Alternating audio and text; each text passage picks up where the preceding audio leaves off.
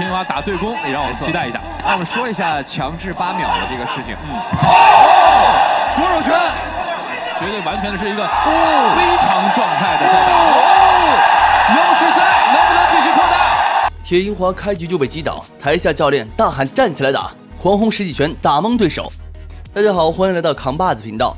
说起铁银华，相信大家对他非常熟悉，他是国内最好的自由搏击运动员之一。铁银华，人们喜欢叫他小虎。小虎这次的对手，世界顶级格斗赛事 Glory 睡门排名第8的悍将，也是正在强势崛起的一名天才选手，绰号 KO 之王的巴西人尤克尔。尤克尔是一位泰拳背景十分深厚的选手，内围技术十分出色。初入 Glory， 尤克尔即强势击败当时风头正劲的 Glory 名将肖恩， KO 率更是达到了恐怖的 75%， 从中足可见尤克尔攻击力的强悍。咱们一起来看看这场精彩的对决吧。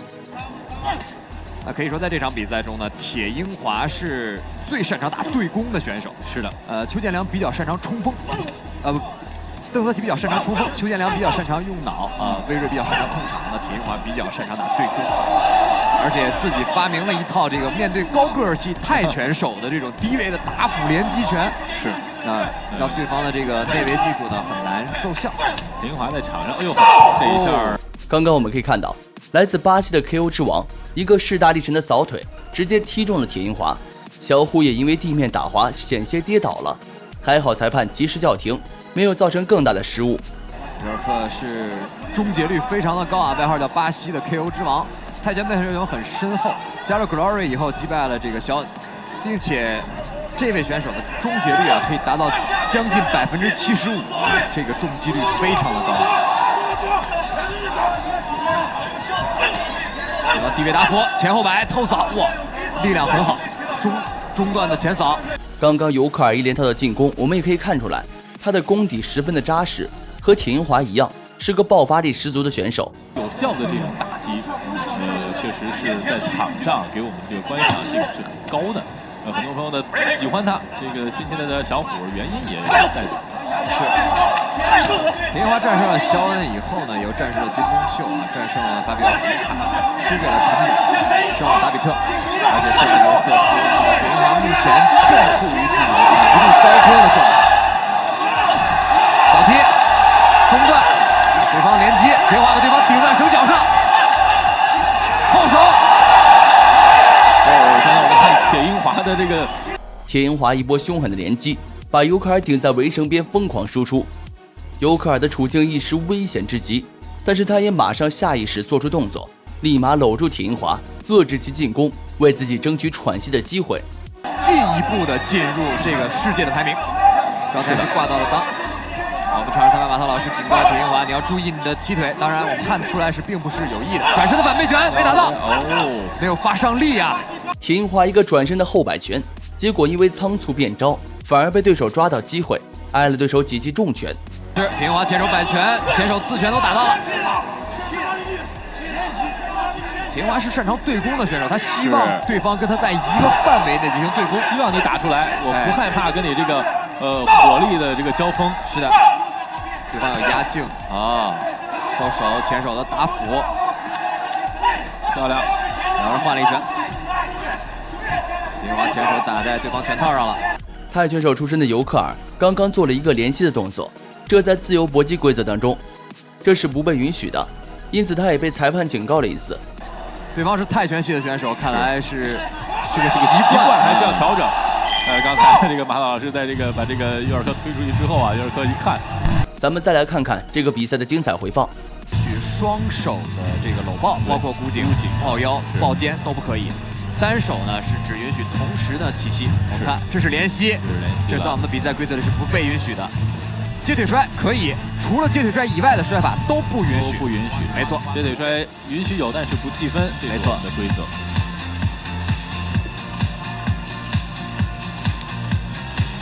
再来看看第二回合，现在的双方将会开始第2回合的较量了。在我们的比赛里面呢，我一直提到 KO、TKO， 那么 KO 呢就指在选手出进攻以后，对方直接失去了意识，那这样的话就称之为击倒，也就是 KO， 在英文里面叫 knockout。转身反背拳，打到前臂上了，是并没有打到拳梢上。尤尔克刚才这个防守是到位，连续2个后手，尤尔克连续的前后手接顶膝。铁银华一个出其不意的转身鞭腿，尤克尔一瞬间身子就发软了，赶紧抱住铁银华，才没有导致自己倒地被读秒。不得不说，这位选手还是很聪明的。低扫控一下，再低扫。作为巴西的这位选手梅克尔呢，的确是这个泰拳的功底很深厚，而且基本功很扎实。确实是这样的。他在那个战绩当中呢，目前呢是14战10胜4负，反背拳。他的10次胜利是8次都是 KO 的对手。铁银华呢，现在这个是有这个双手箍颈的嫌疑，搭肩的嫌疑。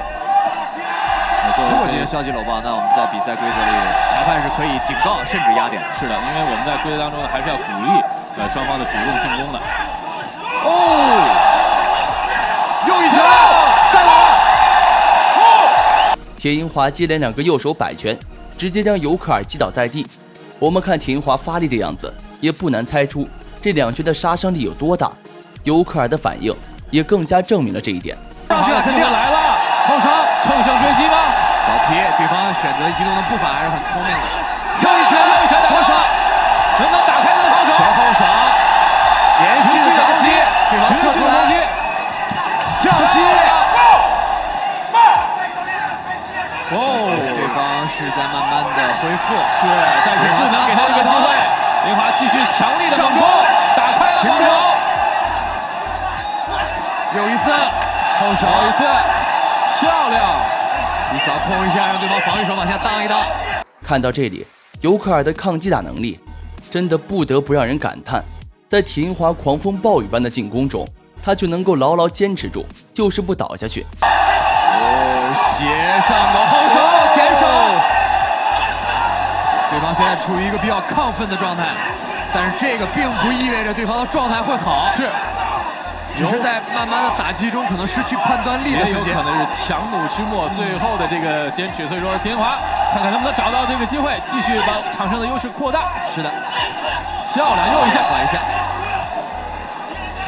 尤尔克的抗击打能力也真是强，而且慢慢的转过来了，这属于斗士型的选手，确实是越被重击，自己的反击越强烈。对，左手摆拳。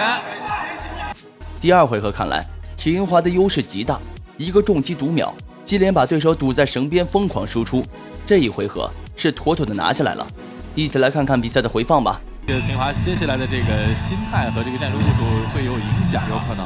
尤尔克呢，真的是在这个置之死地而后生的这样一个状态。我终于找到一个词儿了。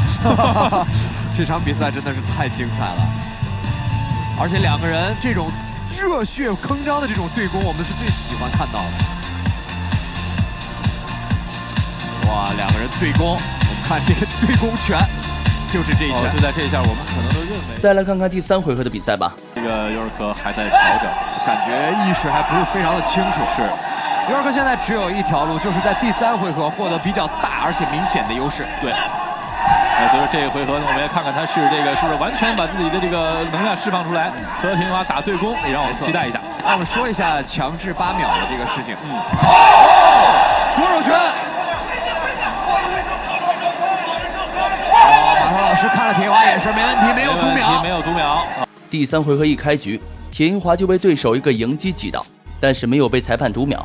在这里和大家说一下呢，读秒的前提呢是裁判认为你已经失去意识，没有足够的判断力了，所以给运动员进行读秒，看看他是否能够继续比赛。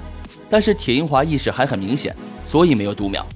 但是这个有效重击还是跑不了的。120的状态才跟铁银华打，直接开失血，上高平攻。顶膝，铁银华的这个防守报价很稳的。铁银华这个是滑倒了，看的比较明显，并不是这个遭受到了重击。但是尤尔克现在这一轮的打击密度非常的大，现在对方势头正在这个猛的这个势头，所以说铁银华这个时候一定要稳住了。铁银华感觉整个的意识上也有一点影响。对，也许是受重击的影响，尤克尔也是加大了进攻力度。从局面上来看，尤克尔更占优势。铁银华只能被动防御。下面魏睿、郭强、赵世杰、江学志，整个大东翔的团队已经全部都站起来了。这铁银华此刻有一个能量巨大的踮脚，没错。现在我们俩的这个余光啊，这个感觉在身边啊，这几位此起彼伏的站起来在跟田华加油。这个时候如果可以进行这个亲友救援，现在这4位已经冲上去了。但是我们确实替田华捏一把汗呀！这会儿的这个尤尔克啊，绝对完全是一个非常状态的在打。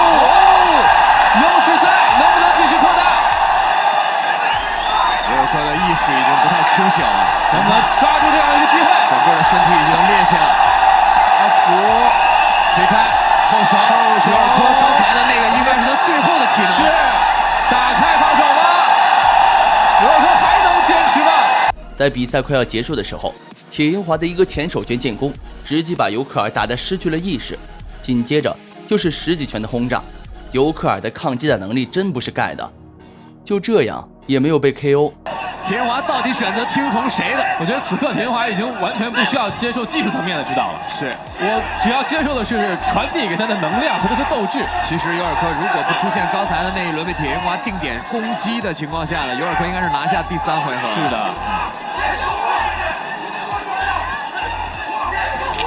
尤尔克刚才的那轮体能应该是他最后的，应该是最后的坚持了，最后的10秒钟。10秒钟。最终3回合打满，铁银华终究也没有 KO 对手。再来看看比赛的回放，直接给了尤尔克一个读秒。是。那么在这场比赛我们认为都是终结的情况下，尤尔克一轮反击打得铁银华趔趔趄趄。是的。双方呢都有被逼到绝境的这样一个道路，但是在触底反弹的那一刻又如此的猛烈。没错，我们看刚才这个绝对是重拳。是。那么在尤尔克一轮猛攻，整个的体能气息达到最低点的时候，铁银华抓住这个时机进行了反击，又给了尤尔克一轮的重击。所以说，我觉得我们的掌声和赞叹应该给2位选手。没错。最终经过裁判的一致判定，铁银华点数获胜。大家对于这场比赛怎么看呢？欢迎在评论区留言哟。喜欢格斗的朋友点个关注再走呗。每天给大家带来精彩的格斗视频。